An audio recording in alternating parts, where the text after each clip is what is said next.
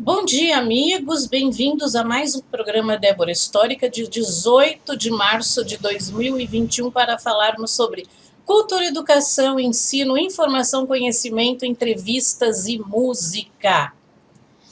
Bom, além da história de nossa cidade, eu continuarei contando as memórias, a história dos distritos da Vila Sônia, Morumbi e Pinheiros, que são o berço da Vila Sônia, tá? Então venha você também contar suas memórias aqui mesmo, é só você marcar, tá? Marcar para tomar um café, um chá comigo na nossa sala de estar, que este ano se instala no estúdio Casa da Sogra. Entre em contato através das redes sociais, eu espero você. Nós vamos para a vinheta da Casa da Sogra, do estúdio Casa da Sogra, que é um grande parceiro, que é onde hoje está a nossa sala de estar. E voltamos já já.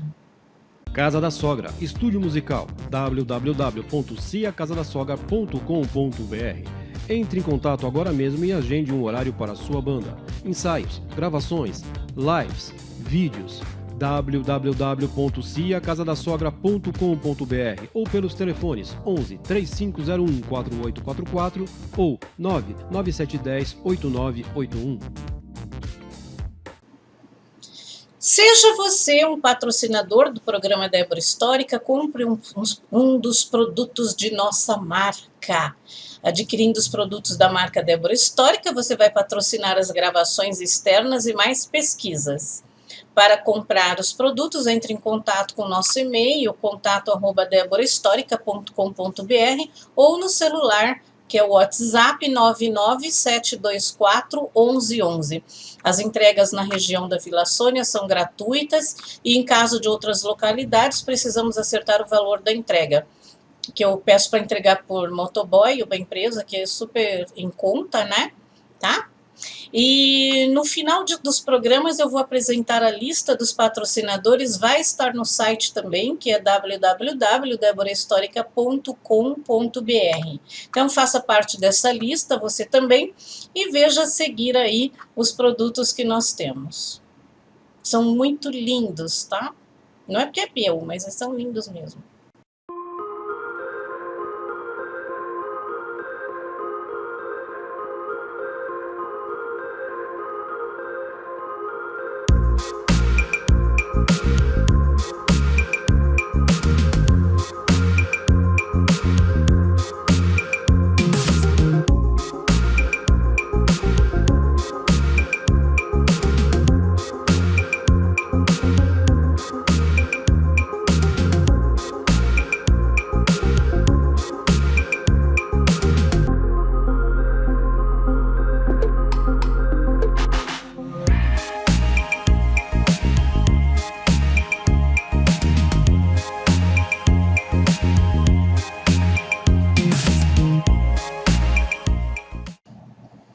Bom, vamos lá, a cultura, o conhecimento, né? Nós devemos preservar nossas origens, nossas memórias e nossas histórias. Você também pode contar as suas, seja lá de que bairro você for, ou até cidade, a pessoa pode mandar as suas memórias por WhatsApp, manda fotos, pode mandar áudios, e aí eu coloco aqui no programa, ok? Então vamos lá, hoje nós temos a entrevista com a Duda, temos a história de São Paulo, o ano negro que não reduz, temos uma partezinha, né, da Vila Sônia, falando de um dos bairros da Vila Sônia. Temos a nossa história no Morumbi, que é do Hospital Darcy Vargas, e vamos saber quem foi Darcy Vargas, né? Na verdade, nem é quem foi, é quem é. A gente não morre, né? Nós somos. E o nosso momento musical, tá bom? Então vamos lá. Vamos ver a entrevista com a Duda primeiro, que escreveu Lágrimas de um Morto, tá? Então vamos assistir, ela é bem curtinha, tá? Só tá falando um pouquinho como que ela fez o livro e tal. Oi, meu nome é Maria Eduarda, eu tenho 8 anos, eu moro em Mauá e vou contar um pouquinho do livro para vocês. Como que você conseguiu fazer o livro? Você foi falando e o seu pai foi escrevendo? Meu pai foi me ajudando a fazer o livro. Quem fez as imagens? Quem escolheu as imagens? Teve algumas que foi meio de terror, tem outras que foi meio de amor. Para quem você dedica este livro? Para minha mãe, minha irmã, meu pai, meus amigos, Charlie e Sofia e meus professores. Foi uma entrevista curta, mas eu espero que vocês tenham gostado e comprem esse livro, desfrutem do lado bem criativo e da inteligência dessa criança, da Duda. Nós vamos conhecer o Ateliê Marlene Olim agora e voltamos já já. Ateliê Marlene Olim, a fábrica de ideias, peças especiais e artesanato em geral. Ligue 11 99967 7686. A terceira parte da história da cidade de São Paulo com o tema O Ouro Negro que Não Reluz. Adivinha o que é? É o café. No século XVIII teve como mola propulsora o garimpo do ouro que entra em declínio graças à exaustão de suas lavras. No século XIX, São Paulo passará por uma enorme transformação graças ao lucro obtido com o cultivo do café. Então, vocês sabem que essa história foi desenvolvida pela professora Selma Prado, que é uma parceira minha aqui, né, do programa Débora Histórica, que escreve algumas coisas, e ainda depois que acabar a história de São Paulo, nós vamos ter mais novidades, tá bom?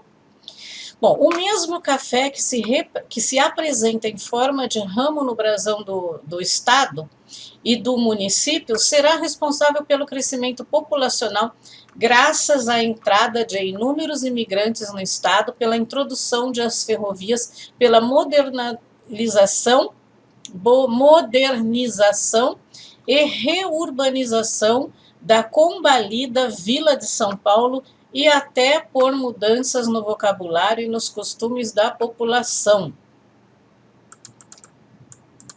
Conforme for acontecendo a migração, tudo muda, né? Muda realmente os costumes, as pessoas vão pegando outros jeitos.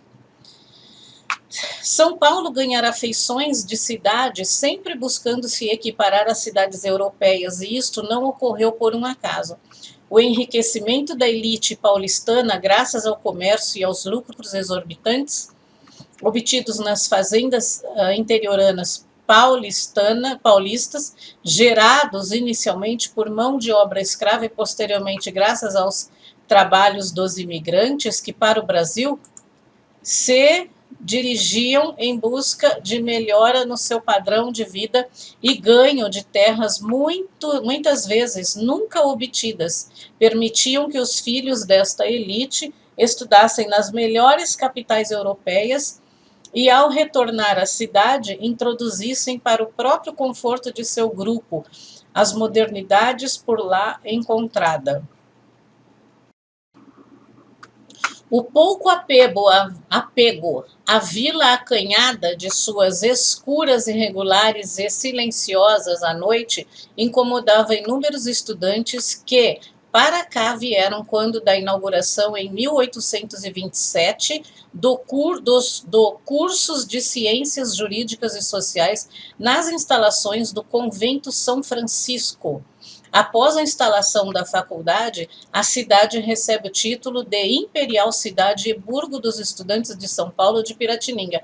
Então, o que nós estamos vendo aí nas fotos é a faculdade São Francisco de Direito da USP, tá? A chegada dos estudantes e mestres foi determinante para tirar a cidade acanhada de passos lentos de seu sono secular.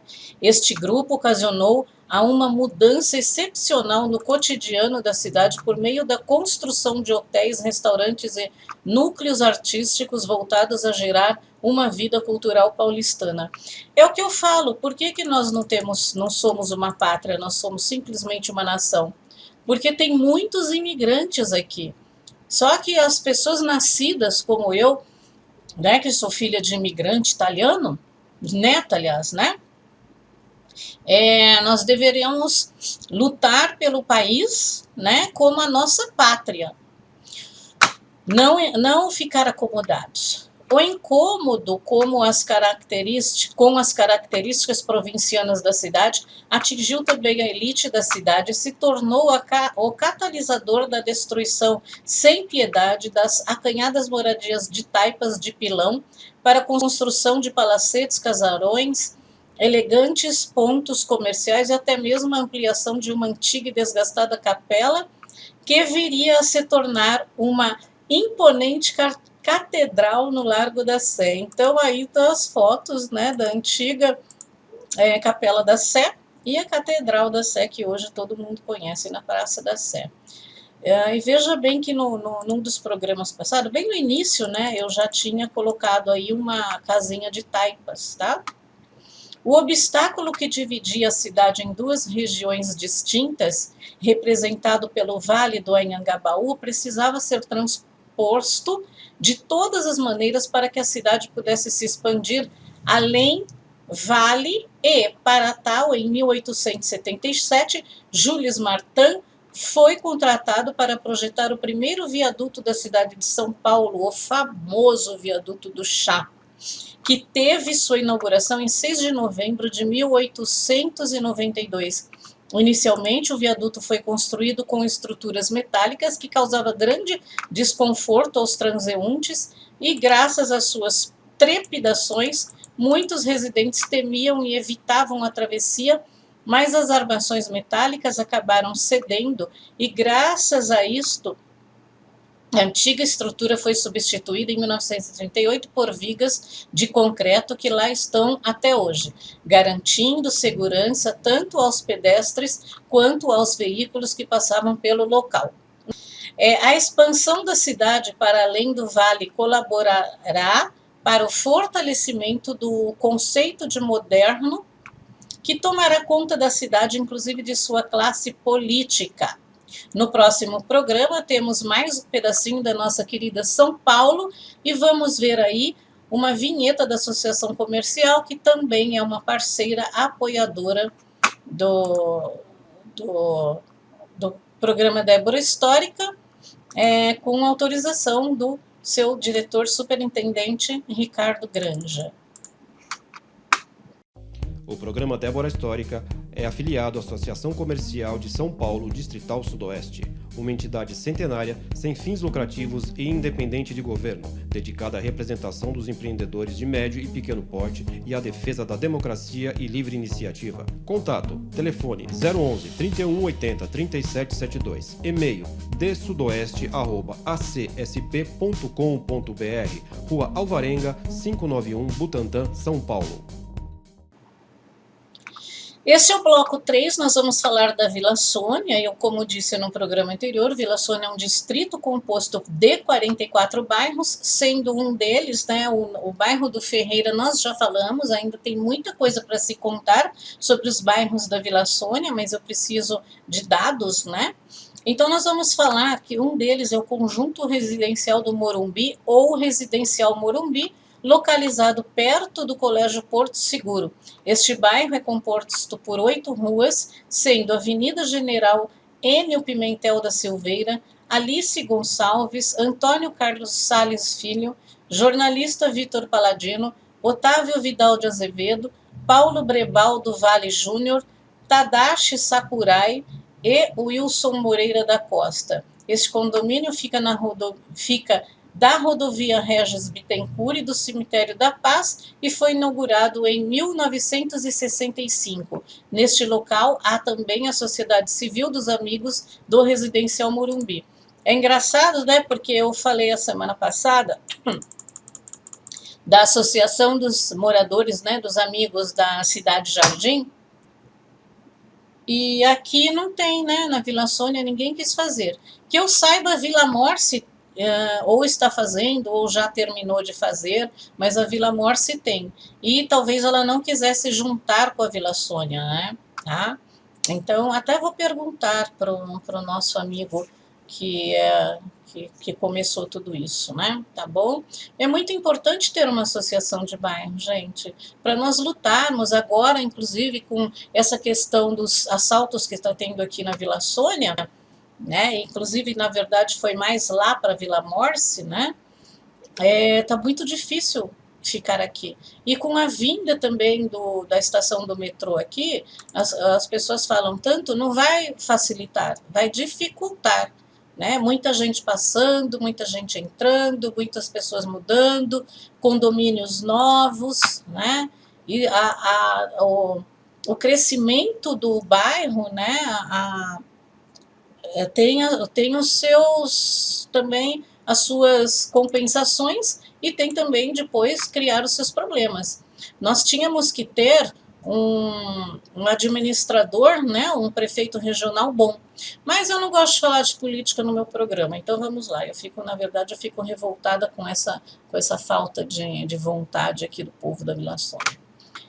Como já falamos, o bairro do Ferreira, através das entrevistas com os senhores Desidério Ferreira Neto, Walter e Oscar Ferreira, nós vamos falar dos outros bairros dessa região. Entre os 44 bairros, também tem o Jardim Alvorada, composto pelos logradouros, sendo uma praça e 16 ruas, duas aqui, e são eles: Praça Maurício Goulart, Rua Delino Martins Piedade, Rua Nis Chacur, Rua Antônio Alves Figueira, Rua Cândido Augusto Bresser Dores, Domingos Rodrigues Leal, Joaquim José do Amaral, José Davi Filho, João Gomes Barbosa, João Guilherme, Manuel Dias de Oliveira, Maria Silveira Camargo, Matheus Clemente, Mário Silveira Rosa, Rafael Ferrari e a Tereza Bertozzi Giannini.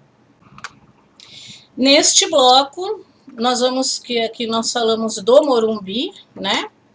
Que também sai na revista Dolce Morumbi, que é dolcemorumbi.com/Débora Histórica, onde eu assino a coluna e você vai ver a história do berço do nosso bairro. Você vai ver toda semana a história do nosso bairro, sai na quinta-feira à tarde, mas eu compartilho para vocês também.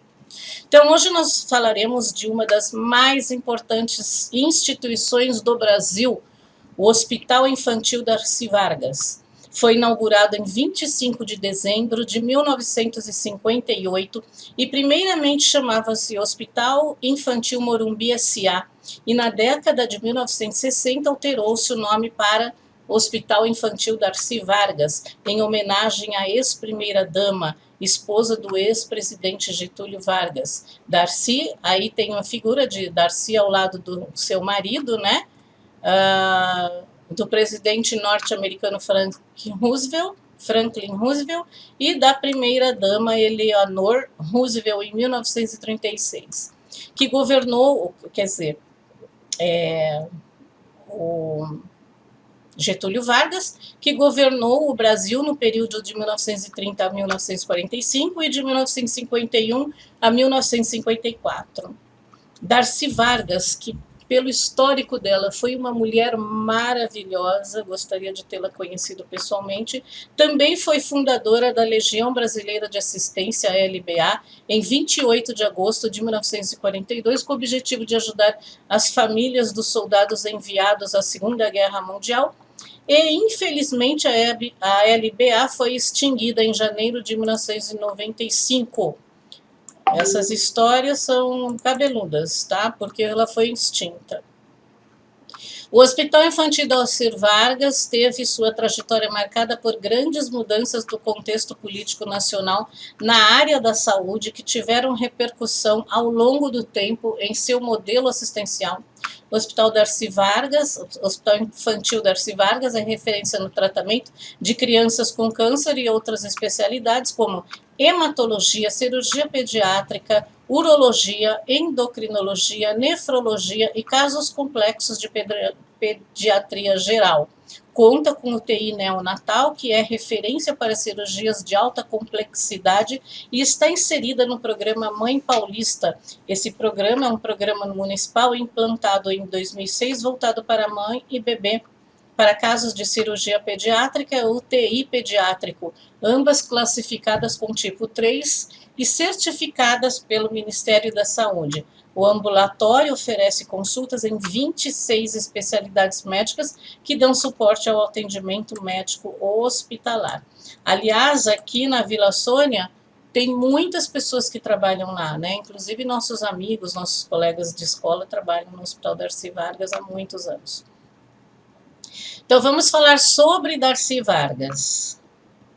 Darcy Sarmanho Vargas, nascida aos 12 de dezembro de 1895 em São Borja, no Rio de Janeiro, e falecida em 25 de janeiro de 1968, no Rio de Janeiro, foi esposa de Getúlio Vargas, 14º e 17º presidente do Brasil e a primeira-dama do país por 2 períodos. O primeiro sendo a razão da Revolução de 1930, durante 15 anos, entre 3 de novembro de 1930 e 29 de outubro de 1945. O segundo período foi de 1951 até o suicídio de seu marido em 1954. Antes disso, foi a primeira-dama do Rio Grande do Sul entre 1928 e 1930. Mas aqui eu estou contando história e não falando de política, mas eu fiz, assim, suicídio, né? Darcy Vargas tornou-se um exemplo e uma referência para suas contemporâneas, sendo a primeira-dama brasileira a se desempenhar funções assistencialistas em virtude de sua preocupação com as questões sociais e assistenciais. Modernizou, para a época, um papel ativo e de destaque, criando o primeiro governo do marido, mais especificamente em 28 de agosto de 1942, a Legião Brasileira de Assistência, órgão com o objetivo de ajudar as famílias dos soldados enviadas à Segunda Guerra Mundial, contando com o apoio da Federação das Associações Comerciais e da Confederação Nacional das Indústrias. As suas obras sociais, bem como a fundação de diversas instituições, inclusive no Brasil todo, criadas em sua honra e por ela mesma, formam o seu maior legado. Darcy Sarmanho nasceu em uma família gaúcha de elite. Era a filha mais jovem de Antônio Sarmanho, estacioneiro e comerciante, de Alzira Lima Sarmanho. Entre seus irmãos estava Valder Lima Sarmanho, oficial da Ordem Militar de Cristo, a 20 de janeiro de 1934. Em 4 de março de 1911, aos 15 anos de idade, Darcy casou-se com o então advogado Getúlio Dorteles Vargas, natural da mesma cidade. As meninas à época eram criadas desde cedo para o casamento, às vezes interrompendo a vida escolar, o que aconteceu a Darcy. O casal Vargas, nos primeiros 6 anos de casamento, teve 5 filhos. Lutero, nascido em 24 de fevereiro de 1912, Jandira, em 23 de abril de 1913, Alzira, 22 de novembro de 1914, Manuel Antônio, 17 de fevereiro de 1916, Getúlio Filho, nascido em 1917. Sua filha Alzira casou-se com Hernani do Amaral Peixoto, que viria a se tornar interventor e governador do Rio de Janeiro. Você vê que esses sobrenomes são todos famosos, né? E antigamente, como implementando, as mulheres realmente eram preparadas para o casamento, né, para serem mães e donas de casa, porém, para elas casarem bem, elas tinham que saber ler, né, ler inclusive romances, poemas, elas tinham que saber bordar, saber música, né, tocar piano, tinha que saber costurar, tinha que saber todas as tarefas de uma mulher que merecesse um bom casamento, né? E nem sempre os homens eram bacanas. Né? Seguindo os padrões da época, enquanto Getúlio buscava uma atuação cada vez mais incisiva no meio político, Darcy se firmaria como dona de casa, mãe de 5 filhos e esposa, à espera do marido em seu retorno. Tornou-se a primeira-dama do estado Rio Grande do Sul em 25 de janeiro de 1928 e, como esposa, sempre esteve ao lado de Getúlio nas cenas políticas. Como primeira-dama do estado gaúcho, já havia demonstrado seu compromisso para com a população através de obras sociais. Criou em Porto Alegre a chamada Legião da Caridade em 1930, formada por mulheres da elite gaúcha que ajudavam a produzir roupas e angariar e distribuir alimentos para famílias cujos homens participavam ao lado de Getúlio da Revolução. Nas décadas de 1930 e 1940, a primeira-dama trabalhou no abrigo Cristo Redentor e criou a Fundação Darcy Vargas em 1938, cujo principal projeto foi a Casa Pequeno Jornaleiro, a qual atua até hoje no bairro da Saúde, educando 300 jovens pobres e cuidando deles. Isso é muito importante, a educação, o ensino. Em 1936, a convite do embaixador Oswaldo Aranha, Darcy e sua filha Alzira foram convidadas para uma viagem aos Estados Unidos, na qual se realizou num bem-sucedido encontro com o presidente e a primeira-dama de Franklin e Leonora Roosevelt, em 16 de maio do mesmo ano, que eu já inclusive tinha falado lá em cima, né, lá atrás, tendo sido oferecido um chá em homenagem à esposa e à filha do chefe da nação brasileira. Olha que legal. Realizou-se no dia 27 de dezembro de 1941 na Escola de Pesca das Vargas, na ilha de Marambaia, a distribuição de roupas, brinquedos e gêneros alimentícios aos filhos dos pescadores da colônia Z1. O ato foi presidido por Getúlio Vargas, que chegou pela manhã àquela ilha com uma comitiva composta por Romero Estelita e sua esposa Maria Lourdes Nogueira Estelita, Carlos Drummond de Andrade e sua esposa Dolores Dutra de Moraes, Irsnarde de Castro Neves e esposa, Rosa Média Jesuína Cavalcante, esposa de Jesuíno de Albuquerque, senhor Emílio Hidal e sua esposa, engenheiro Laerte Brígido esposa e engenheiro Paulo Fontes, recebida pelo capitão de fragata Armando Pinto Lima, diretor da escola Almirante Batista das Neves, tá? Então, capitão, escola de fragata é Maria, tá bom? Para quem não sabe. Em fevereiro de 1943, Darcy sofreu a perda de seu filho mais jovem, Getúlio Filho, que morreu de poliomielite, aos 23 anos. De luto, afastou-se da presidência da Legião Brasileira de Assistência até outubro daquele ano. Passou a compor álbuns e a coletar recortes de jornais em memória do filho falecido. Vamos falar um pouquinho da casa do pequeno jornaleiro.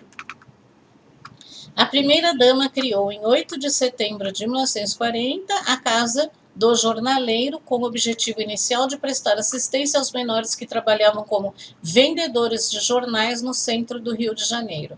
Na noite de 24 de dezembro de 1941, na Casa do Pequeno Jornaleiro, a Fundação Darcy Vargas levou a efeito a festa de Natal. Darcy foi recebida com uma salva de palmas, sendo conduzida ao auditório onde se realizou a inauguração do seu retrato a óleo.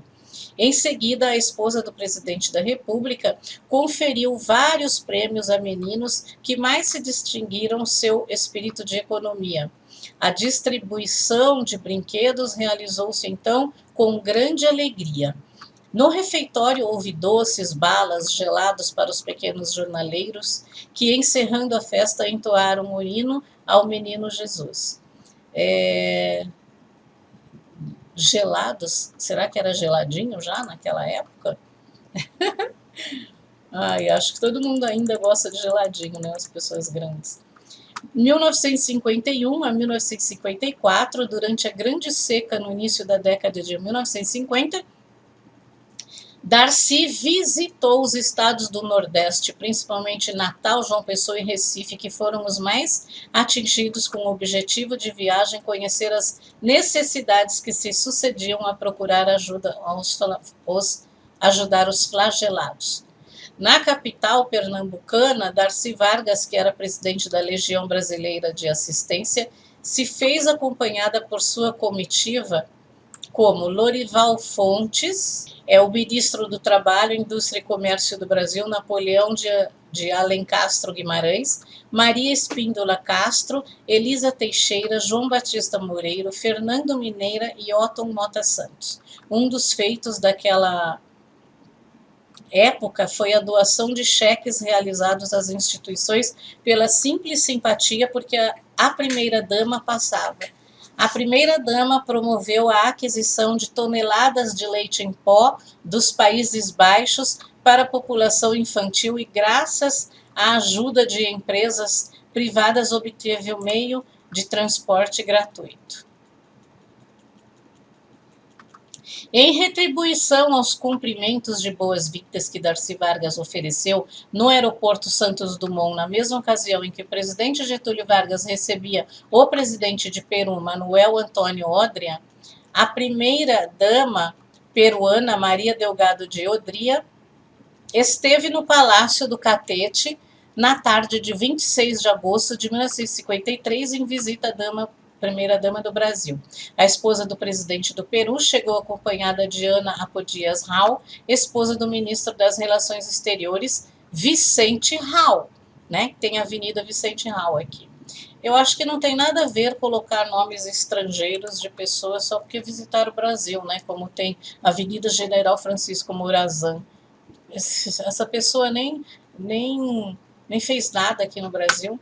E da embaixatriz peruana Rosa Moreira e Passo Solidan, sendo recebida por Darcy Vargas, Alzira Vargas e pela embaixatriz Adalgisa Neri. No salão de honra do palácio, a primeira-dama peruana e mulheres de sua comitiva foram apresentadas esposas de todos os ministros do Estado e dos membros dos gabinetes civil-militar, e nessa oportunidade foi oferecida uma taça de champanhe. Darcy adquiriu por doações na Alemanha o primeiro hospital volante, promovendo ainda a assistência necessária às vítimas das enchentes do rio Amazonas em 1953. Mesmo após o suicídio de Vargas, ela continuou trabalhando na federação. Dona Darcy Vargas faleceu às 8 horas do dia 25 de junho de 1968, aos 72 anos de idade, mesma idade que Getúlio Vargas faleceu. Seu corpo, após o velório na capela da Casa do Pequeno Jornaleiro, foi enterrado no cemitério São João Batista, no Rio de Janeiro, próximo à lápide de Getúlio Vargas Filho, conforme seu desejo. Então, uma salva de palmas à senhora, com muito respeito, Darcy Vargas, que fez muitas coisas e tem muitas coisas ainda. Isso daqui é só uma pincelada para vocês saberem um pouco quem foi ou quem é Darcy Vargas. E umas homenagens muito maravilhosas. Nós vamos para uma vinheta da Dolce Morumbi, onde eu falo que eu tenho uma coluna que eu escrevo sobre o bairro do Morumbi, e nós voltamos já já.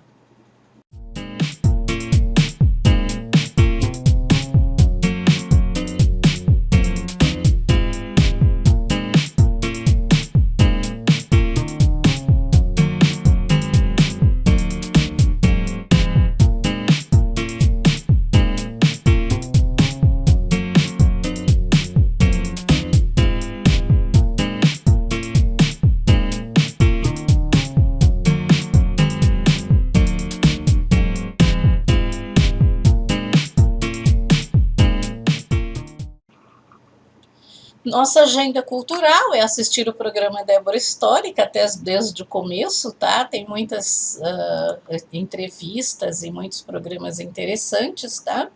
E também tem aí um videozinho que eu fiz sobre a instituição Criança Feliz, que fica no Taboão da Serra, para que vocês, se puderem ajudar com roupas, alimentos não perecíveis, brinquedos, sapatos, bijuterias, coisas, né, tanto para fornecer para as crianças e como bazar para ajudar essa instituição, tá ok? Então eu só gosto de trabalhar com pessoas sérias, com pessoas das quais eu confio, então essa instituição é de confiança, portanto, eu gosto de ajudar as instituições que são de confiança. Então vamos ver o videozinho aí. Criança feliz, feliz a cantar, alegre embalar, eu sou infantil. Este é o lar da criança feliz que fica no Taboão da Serra. Eles estão esperando que vocês os ajudem com roupas, bijuterias, sapatos, alimentos e qualquer coisa que nós possamos colocar no bazar para fazer um valor que possa ajudar essa instituição. Muito obrigada. No próximo programa, mais um pouco de nossas histórias e nossas memórias, e nós vamos aí com o nosso momento musical do Calango Brabo, com o vocalista e guitarrista, professor da Double Guitar, Daniel Huberti. A música é Senhorinha do Dia. E espero que vocês tenham gostado. Perguntas vocês podem fazer através das redes sociais. E eu espero vocês no próximo programa com mais um pouco da história da Vila Sônia Pinheiros em Morumbi e mais um pouquinho da história da nossa cidade de São Paulo, que eu acho que é o penúltimo capítulo. E depois tem mais novidades. Então, um beijo para todos, um bom final de semana.